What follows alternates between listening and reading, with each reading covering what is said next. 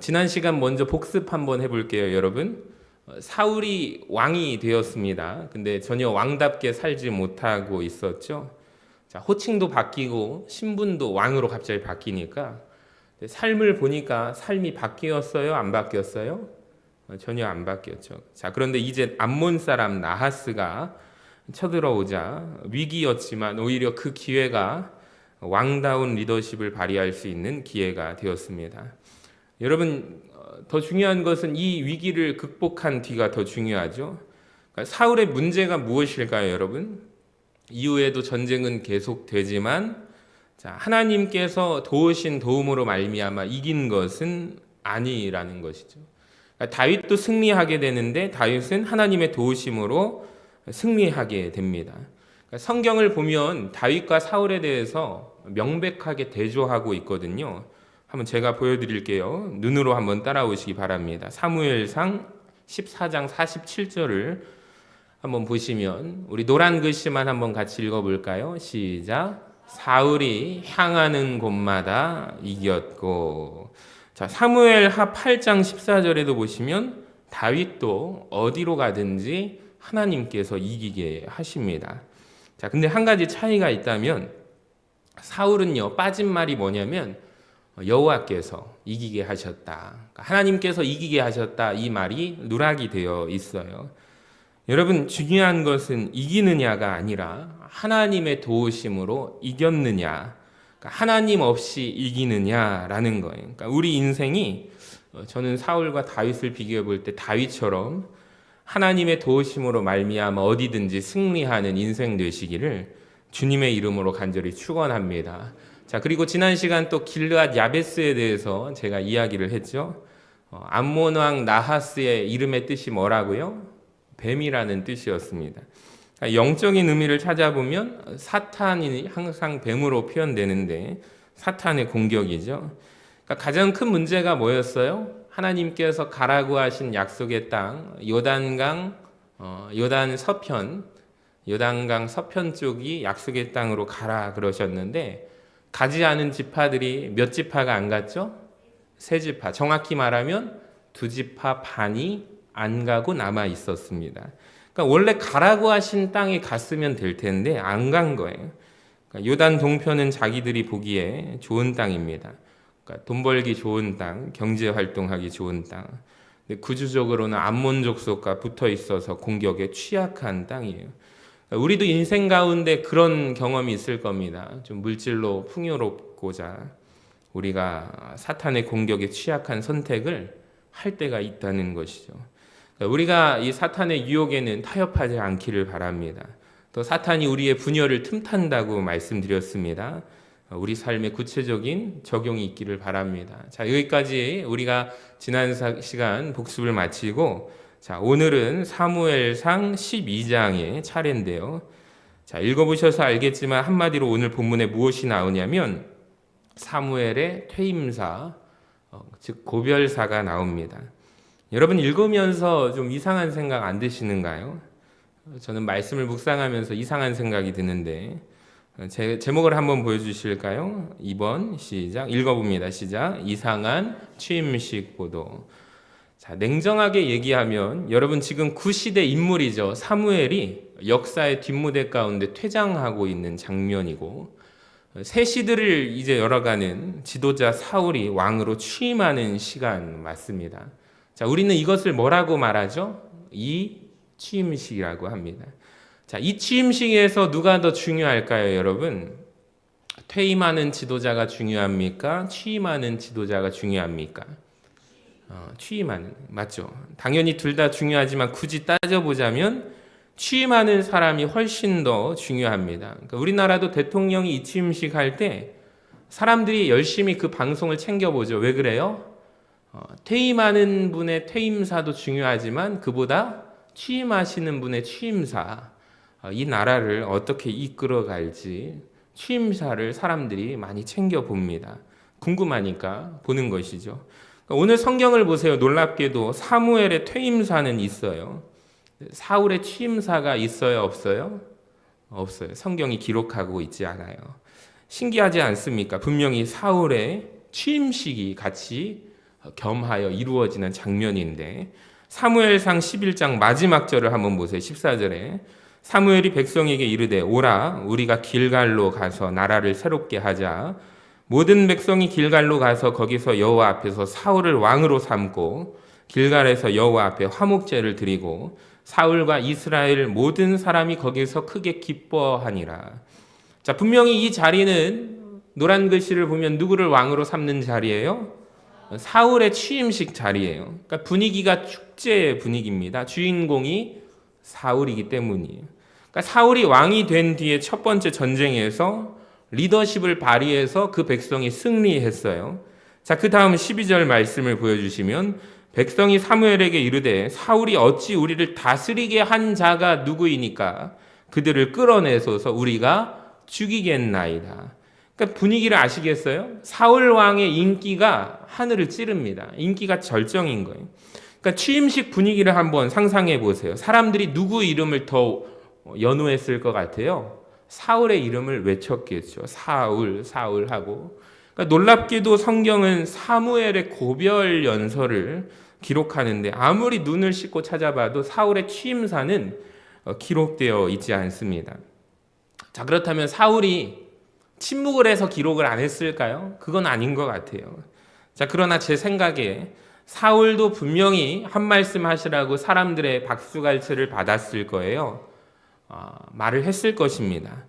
아마도 이런 내용이겠죠? 나는 이제 앞으로 이런 왕이 되겠습니다. 이런 말을 하지 않았을까요? 근데 중요한 것은 사울의 그 말을 성경은 기록하고 있지 않아요. 저는 이런 생각이 들었습니다. 오늘 하루 종일 이 대통령의 계엄에 대해서 그 지도자들의 모습에 대해서 그 짧은 시간 6시간 동안의 그 동선들을 시대가 변했지만 여전히 45년 전과 달라진 것은 없었고 얼마든지 마음 먹으면 그런데 그것이 보도되는 세상에 우리가 살고 있구나 많은 사람들이 한탄하고 있었습니다. 근데 저는 이걸 보면서 이런 생각이 들었어요. 우리나라의 뉴스 보도하고 하나님 나라 뉴스 보도는 완전히 다르다고 생각을 합니다. 오늘 뉴스를 보세요. 완전히 다 그걸로 하루 종일 도배하고 계속해서 보도를 하더라고요. 여러분, 성경 속 상황도 한번 상상해 보세요. 시대가 바뀌었습니다. 사사시대가 바뀌고 왕정시대로 시작되었습니다. 그러니까 사무엘은 사사입니다. 구시대적인 인물이에요. 그 인물이 이제 역사 속에 떠나는 장면이에요. 사울은 새 시대를 여는 사람입니다. 자, 그런데 성경의 관심은 사울에게 있지 않아요. 사무엘에게 있습니다.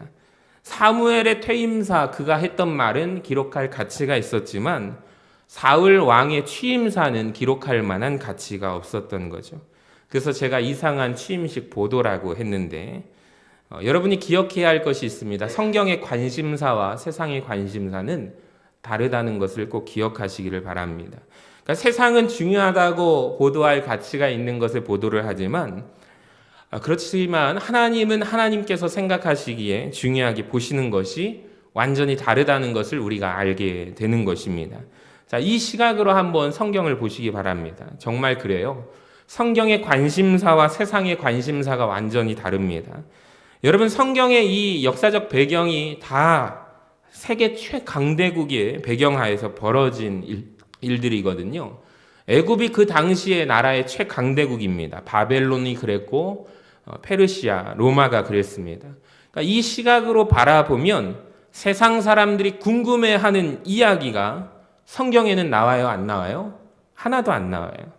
그러니까 예를 들어서 출애굽 시대 배경이 세계 최강대국이 이집트, 애굽이잖아요.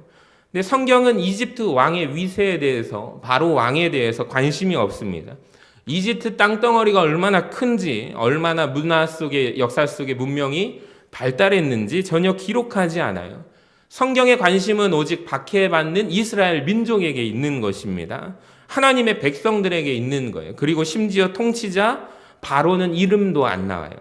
그러니까 우리가 바로 왕에 대해서 바로가 이름이구나 라고 생각하는데 여러분, 이름 아닙니다. 바로라는 단어는 이집트 왕을 나타내는 칭호입니다. 그러니까 바로, 우리가 이걸 풀어서 파라오라고 하잖아요.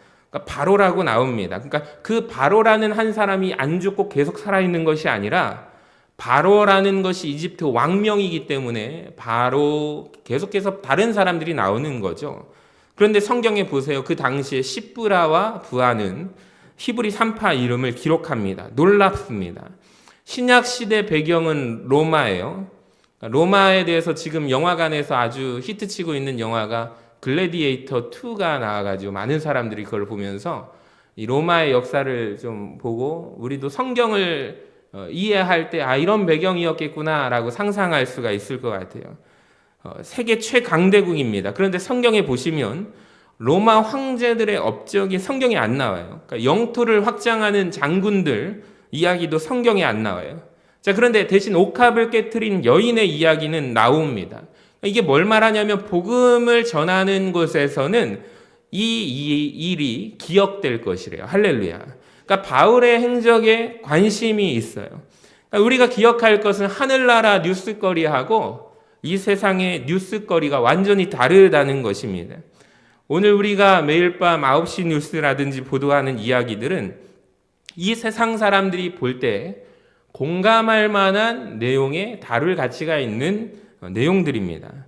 근데 그 소식이 하늘나라에 중요하게 다뤄질까요? 안 다뤄질까요? 아니요, 완전히 다릅니다.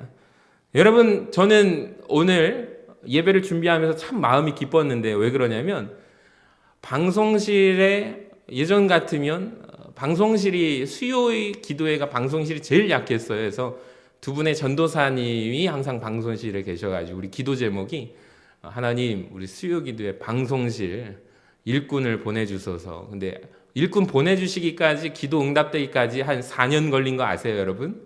4년 만에 방송실 담당자들이 생겼습니다. 오늘 이 자리에 노수빈 학생이 이렇게 있는데 지난 시간에 한 번 이후에 두 번째 데뷔전이거든요. 오늘도 잘하리라 믿습니다. 우리 한번 감사 박수 한번 쳐볼까요? 또 오늘 또 제가 기쁜 게 하나 또 있어요. 뭐냐면 수요기도회가 항상 목사님이 기도할 때가 왜 그런지 아세요? 안 나오시기 때문이에요. 근데 오늘 권중은 집사님이 오신다고 해가지고 제 마음이 얼마나 기쁜지. 그러니까 다른 거 필요 없습니다. 이인철 목사 기쁘게 해드리려면 오늘 예배 나오신다는 얘기를 제가 2일 전에 이야기를 들은 거예요. 얼마나 설레이던지 저분이 오실 수 있을까. 멀리에서 퇴근하고 이 자리에 왔는데 너무나 감사한 거예요. 그러니까 아마도 오늘 집사님 기도하시고 수빈이가 방송실에서 이 두 번째 데뷔전을 했다는 얘기는 하늘나라에서 대서특필돼 가지고 울려 퍼질 줄로 믿습니다. 여러분 한 분 한 분이 오늘 이 자리를 지켜주시고 나온다는 것은 정말 나라를 위해서 우리 뜨겁게 기도합시다 했는데 생각해 보세요. 수요기도에 10명밖에 안 나왔다고 한번 생각해 보세요. 숫자가 다는 아니지만 그럴 수도 있죠. 그런데 좀 저는 힘이 나는 게 오늘 많이 오셔서 참 감사하고 오늘 여러분 많이 온 만큼 뜨겁게 부르짖어 기도할 줄로 믿습니다. 그 내용들이 하늘나라에는 보도가 될 거라고 믿습니다. 세례식이 참 위대한 일은 뭐예요? 하나님을 믿지 않던 분들이 무신론자였던 분들이 이제는 예수 믿고 살아가겠다 결단한 거잖아요. 얼마 전에 교회 전화가 왔어요. 그래서 제 전화를 받았더니 세상에 서신교회가 어디 있냐고 나 예수 한 번도 안 믿어봤는데 한번 나가보겠다고 하는 거예요. 동산동에서 오시겠다는 거예요. 할렐루야. 제가 기다렸어요. 안 오셨어요. 기다리고 있어요. 그분들이 오시기만을 기다리고 있어요. 왜 그러냐면 전화로 저하고 약속을 했거든요. 어떻게 알게 되셨어요? 그랬더니 세상에 인터넷 보고 유튜브 방송 보고 내가 이 교회 나가야겠다 해서 우리 교회 찾기 어렵지 않아요. 그래서 이마트 아시죠? 그랬더니 다 안 돼요. 롯데백화점 아시죠? 그럼 여기까지 50%가 설명이 된 거예요.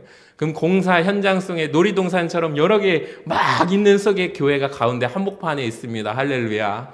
그래서 제가 그렇게 안내를 해드렸더니 알 것 같대요. 그래서 거기 오시라고 해가지고 기다리고 있어요. 여러분 하늘나라에선 더 기쁜 소식인 줄로 믿습니다. 여러분 정말 그래요. 성경이 기록하는 관심과 세상의 관심이 달라요. 누가복음을 보여주시면 15장 7절에 내가 너희에게 이르노니 이와 같이 죄인 한 사람이 회개하면 하늘에서 회개할 것 없는 의인 99으로 말미암아 기뻐하는 것보다 더하리라. 아멘. 15장 10절을 같이 한번 읽어볼까요? 시작. 내가 너희에게 이르노니 이와 같이 죄인 한 사람이 회개하면 하나님의 사자들 앞에 기쁨이 되느니라. 아멘. 그러니까 죄인 한 사람이 회개하며 하늘에서 천국 잔치가 벌어집니다. 세상 언론은 관심 가져주지 않아요. 하늘나라에선 난리 냈대요. 그런 애가, 저 애가 그런 애가 아닌데. 이렇게 놀랍게 변화됐다고 하늘나라에서는 잔치가 벌어진대요. 여러분께 질문 드리겠습니다. 여러분은 어떤 인생 살고 싶으신가요? 이 세상 뉴스에 나오는 커다란 업적을 남기고 싶으신가요? 세상 언론이 주목하는 삶보다 하나님이 주목하는 인생을 사시는 게 좋아요.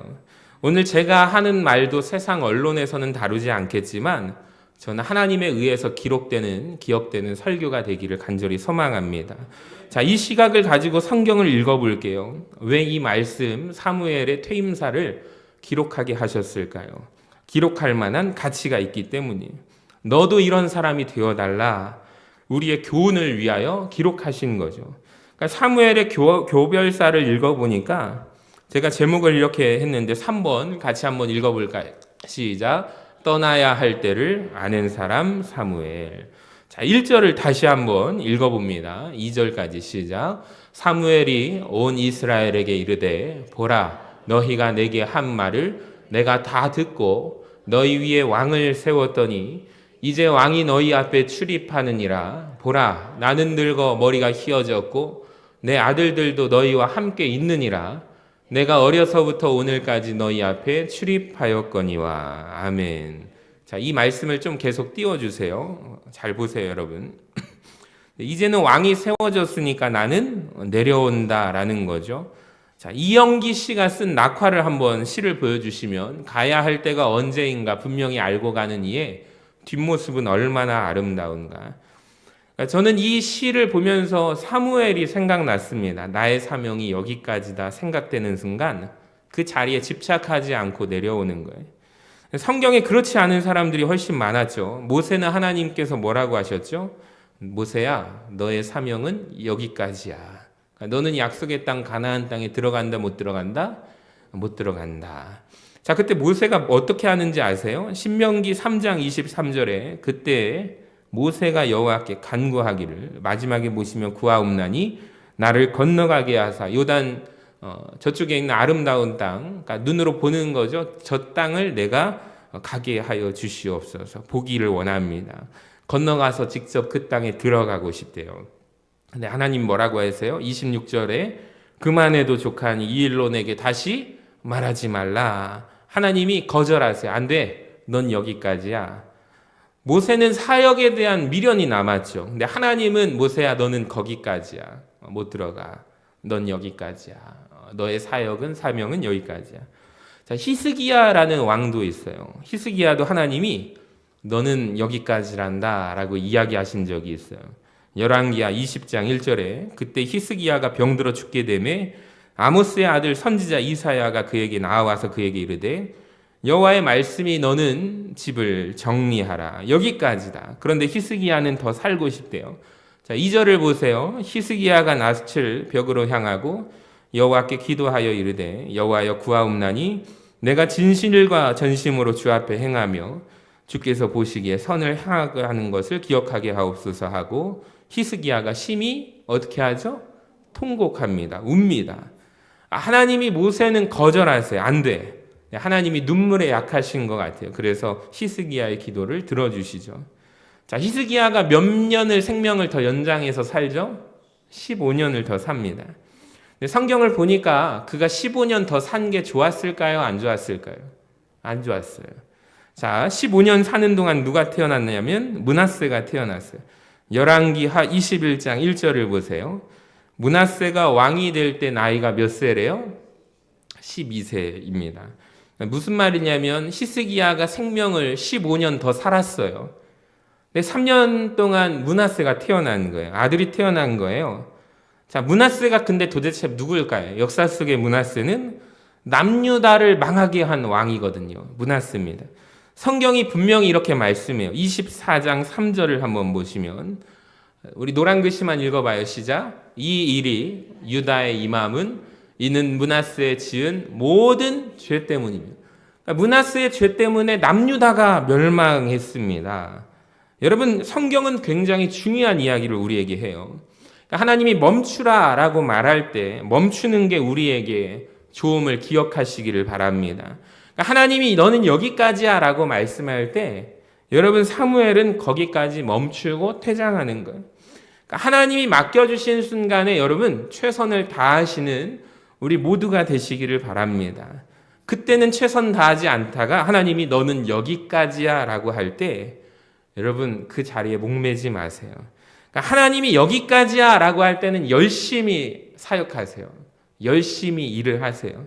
그런데 우리가 문제가 뭘까요? 또 그 전에 번아웃이 되죠. 지쳐버렸어요. 버거워요. 무거워요. 힘들어요. 못하겠어요. 하나님 쉬고 싶어요. 자, 그런데 언제까지나 우리에게 그 일이 주어지지 않아요.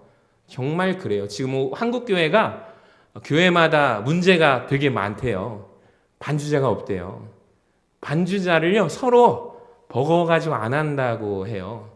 근데 독일에서 한인교회 하는 목사님이요, 독일에 유학 온 친구들이요, 세계적인 이 피아니스트들이 한인교회 다 나온대요.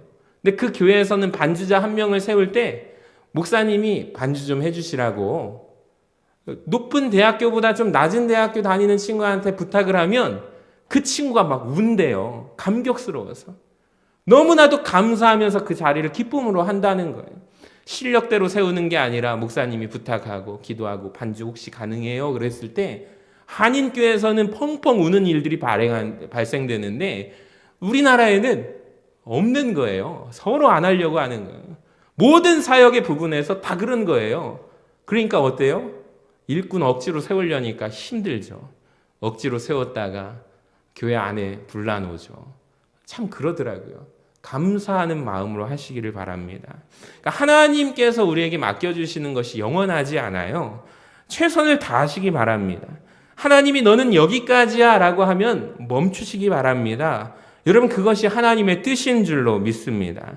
자, 또 사무엘은 어떤 사람이냐면 걸어온 길이 당당한 사람, 삶이 뒷받침되는 설교자가 사무엘입니다. 여러분 3절을 한번 보세요. 여호와 앞에 그의 기름 받은 자 앞에서 내게 대하여 증언해보라. 내가 누구의 소를 빼앗았고 나귀를 빼앗았고 속인 적이 있느냐, 압제한 적이 있느냐, 뇌물 받은 적이 있느냐. 여러분 사무엘은 대단한 인물이에요. 자기 삶에 대해서 당당할 줄 아는, 당당하게 말할 수 있는 사람이죠. 그러니까 사무엘의 말씀, 설교, 메시지가 힘이 있는 이유가 뭐예요? 결국에 그의 삶 때문이죠. 그러니까 거꾸로 우리의 설교와 우리의 전도가 힘이 없는 이유는 뭘까요? 삶 때문이죠. 여러분 굉장히 중요한 말인 것 같아요. 결국에 사무엘의 마지막 퇴임사는요, 왜 힘이 고별사가 있었을까요? 그의 삶이 뒷받침되었기 때문에 힘이 있는 거예요. 더 놀랍고 도전되는 것이 사무엘의 인생을 한번 생각해 봅시다. 그의 주변에 사실 롤모델, 모범이 되어서 본받고 싶은 사람이 있을까요? 없을까요? 아무도 없어요. 사무엘 주변에는 어떤 환경인지 아세요? 최악의 환경입니다. 자, 그가 다니는 교회 담임 목사님은 엘리라는 제사장 목사님입니다. 그러니까 영적 감각이 제로였죠. 자, 부목사님들은 홈리와 비느하스입니다. 엘리의 두 아들이죠. 이 두 아들의 행위가 성경에 기록되어 있는데 성전에서 수종드는 여인들과 동침하는 부목사래요. 세상의 최악 아닙니까? 그러니까 본받을 만한 어른들이 주변에 없어요. 멘토가 없어요. 근데 우리는 여러분 하나님의 사람으로 사무엘이 잘하는 것을 봅니다. 할렐루야. 여러분 우리가 깨달을 것이 있어요. 다른 사람들이 어떻게 살든 상관이 있어요? 없어요? 없다는 거예요. 우린 이렇게 살면 돼요. 자, 근데 사무엘에게 문제가 없었는가? 아니요, 있었어요. 자녀 문제 하나 있었어요. 자, 그런데 잘 보세요. 오늘 사무엘이 되게 당당한 것이 나옵니다. 당당해요. 뻔뻔해서가 아닙니다. 이 자녀 문제를, 엘리는 해결하지 못한 문제를 사무엘은 해결한 것입니다. 여러분 잘 보세요. 2절을 다시 한번 읽어볼게요. 사무엘이 왜 당당한가? 우리 같이 읽어봅니다. 시작. 이제 왕이 너희 앞에 출입하느니라. 보라, 나는 늙어 머리가 희어졌고 내 아들들도 너희와 함께 있느니라. 아멘. 여기까지 보세요. 한번 계속 띄워주시면 여러분, 원래 사무엘의 아들들은 사무엘이 사사입니다. 아버지가 사사면 아들도 뭐죠? 사사예요. 이 당시는 그랬잖아요. 자, 그런데 내 아들들도 줄을 치일 수 있으면 꼭 여기다 표시하시기 바랍니다. 내 아들들도 누구와 함께 있대요? 너희와 함께 있느니라. 여기를 꼭 밑줄을 치시기 바랍니다. 이게 사무엘의 자녀 교육 방법인데 우리가 본받아야 합니다. 여러분, 사무엘의 아들들도 사사입니다. 사무엘 8장의 내용을 보면 이스라엘 백성이 원로들이 장로들이 고발하잖아요. 사무엘이요, 당신의 자녀에 대한 문제를 고발합니다. 그러니까 자녀 문제를 들추어냅니다. 뭐라고 하죠? 당신의 아들들이 뇌물을 받더이다. 자, 그 후로 무슨 일이 벌어졌는지 아시겠습니까? 사무엘이 이 두 아들을 징계해요. 사사의 자리에서 어떻게 해요? 잘라버려요. 두 아들을 제명시켜요. 그리고 지금 자식들을 보면은 일반 보통의 백성들하고 함께 있는 장면이 나오는 거예요. 문제가 생기자 사무엘은 바로 그 자녀들의 문제를 바로 징계했다, 이 말입니다. 할렐루야. 여러분, 이건 엘리가 절대 하지 못한 일입니다. 엘리는 자녀들의 문제, 홈리와 비느하스 문제를 계속해서 보고를 받습니다. 알고 있지만 침묵합니다. 그 문제를 방치하고 키웁니다. 사무엘이 왜 당당할까요? 자녀에게 문제가 없어서가 아니에요.